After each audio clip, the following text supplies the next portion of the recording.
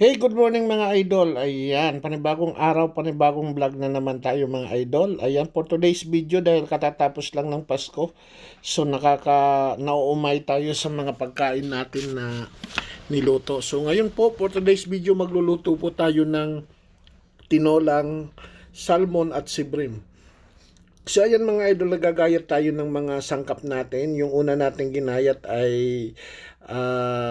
spring onion, tapos ngayon magayat ulit tayo ng kamatis or tomato. Ayan, so mas maraming kamatis mga idol, mas masarap siya mga idol, kaya ang dami kong kamatis nilagay dito dahil na nunot talaga yung lasa doon sa sabaw.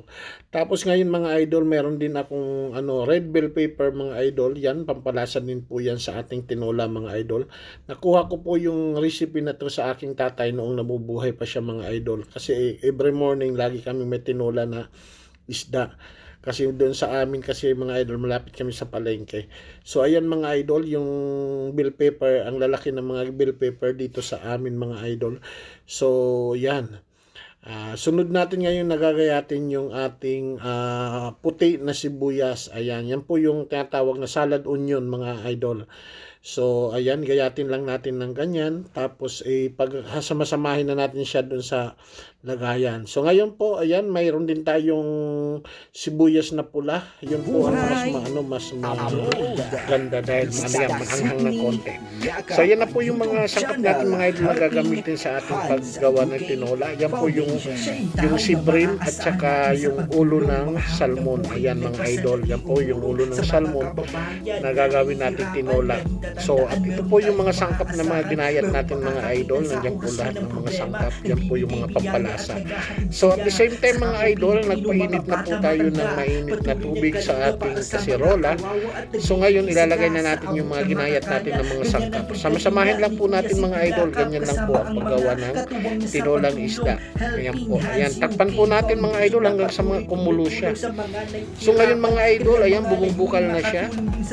At nakikita naman natin na medyo naluluto na yung ating mga sangkap. So maglalagay tayo ng mga ingredients. So yung nilagay natin na una ay pamienta, tapos ngayon sunod natin yung garlic powder mga idol. So yan po yung mga padagdag lasa sa ating tinola. Ayan, maglagay rin po tayo ng asin mga idol para medyo may lasa naman yung ating nilulutong tinola. Ayan, mikos-mikos muna natin mga idol para mahalo yung mga natin, mga sangkap. Ayan. So ayan mga idol, ilalagay na rin natin ngayon yung ating ulo ng salmon at saka yung ating sibrim na isda. So ayan na po, nailagay na po natin lahat mga idol. So lang natin yan, i-spread, tapos tatakpan po natin mga idol hanggang sa bumukal uli siya mga idol. So ayan na mga idol, at the same time bumukal na po siya. So ayan na, nakikita nyo mga idol, mga luto na siya yung isda. So ilalagay na natin yung lemon natin mga idol. Nakalimutan ko kanina, may lemon pala tayo para umasim yung ating tinulang isda. Parang rin po siya, parang sinigang, pero ito tinola lang po siya. Yung niluto natin, yung lemon talaga ang nilagay ko dyan. Napansin nyo mga idol na lemon ang hinuli ko para kasi hindi malutong ngayon, hindi siya pumait. So ngayon mga idol, ayan na po, ay tinikman na natin, masarap na siya. At saka yan, ilalagay na rin natin yung ating dahon ng pechay. Ayan mga idol, pwede rin po kayo maglagay dyan ng kangkong ng kamote o yung tawag nito, yung kamote, dahon ng kamote pala at saka kangkong, pwede kayo dyan. Alright, takpan natin mga idol. Ayan na mga idol, luto na yung ating tinolang isda. Ayan po yung ulo ng salmon at saka yung sibrim. So ayan mga idol, maraming salamat po sa inyong panunood. Thank you for watching.